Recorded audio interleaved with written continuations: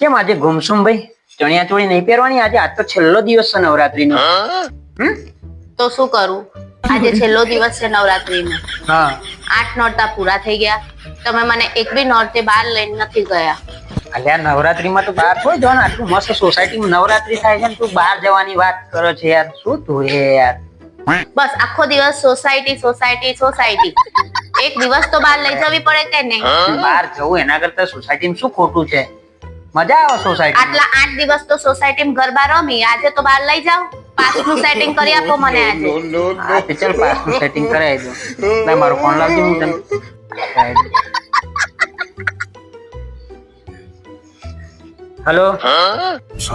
અરે યાર પેલા પાસનું સેટિંગ તું કેતો કરી દે ને, આજે હું લઈ જાઉં છું. થઈ જશે ને? હવે આ ઘરવાળા આજે છેલ્લો દિવસ છે જોવાનું કે. સારું સારું ચલ થેન્ક યુ. હા બધા. હા હા તો બસ પાસનું સેટિંગ કરી દીધું મેં. બરાબર.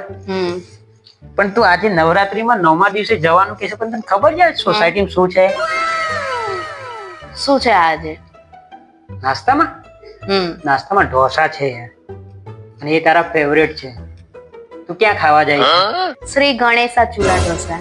યસ છે ને અહીંયા સ્વસ્તિક સોપાન એક અને સાર્થક શ્રીનંદ ની સામે જે ખરું ને, ઉમિયા નર્સરી એન્ડ ફાર્મ ની પાછળ છે રાયસણ.